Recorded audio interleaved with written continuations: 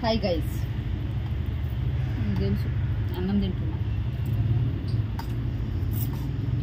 పప్పు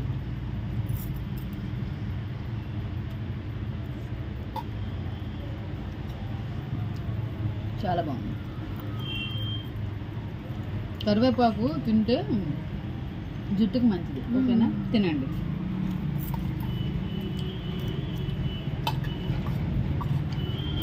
మీ యొక్క కూర నా కూర నువ్వు తిన్నప్పుడు నీ కూర నేను తిన ఆడకూడదు. మరి నీ కూర తినలేదు, నా కూర ఇచ్చి నాకు మా పప్పు వేసుకున్నాం కదా. చిన్నప్పుడు ఎలా చేస్తామో తెలుసా? ఒళ్ళో కొంచెం కూర అయ్యా, మా అమ్మ ఏదైనా ఇస్తే నీకు ఇస్తానా రీజా, నా తర్వాత మా అమ్మ నీకు చెప్పదా. నువ్వు దాచి తెచ్చి నీకు ఇస్తానే. ఇంకా చికెన్ తినొచ్చు కదా. ఎవరైనా శనివారంతో చికెన్ తింటారా? నేను తింటాను కానీ వద్దు మరి. ఎందుకో ఏడుతుంది ఎదుర్కోను.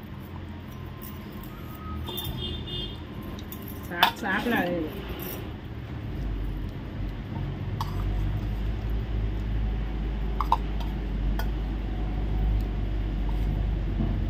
మాకంటే అన్నం తిని తిరగ ఉంటుంది. ఇలా తినాలి బాబా.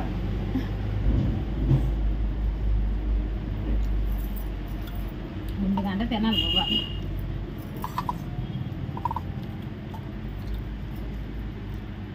నేను నేను తినేసాను. సంబంధమే లేదు చెల్లి, తిని పోనీ. జెస్సీ పట్టుకెళ్ళిపో, చిన్నాడు జెస్సీకి తెలిసిపోయా. తినేసి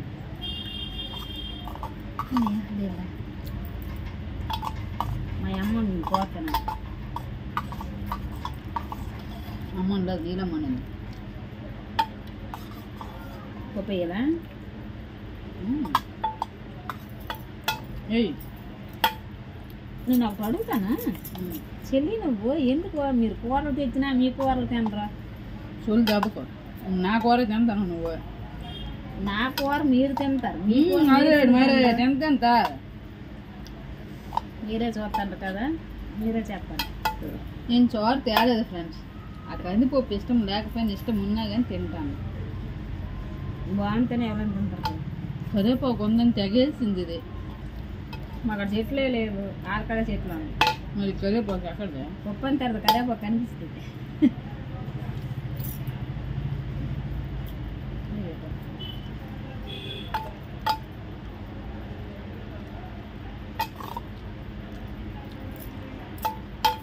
ఏదో శాతం ఊర్లో తింటారు దోమలు. వద్దు వాళ్ళకు, వద్దు వాళ్ళకు ఉండరు కదా. ఎత్తి లేకపోతే తినలేకపోతాను. పది ఉమ్ము అని అనుకుంది, కష్టమైపోతుంది. దేనికి ఎత్తు కాదు, గిన్నెకి ఇది చెయ్యి పొడుగు ఉంటుంది కదా.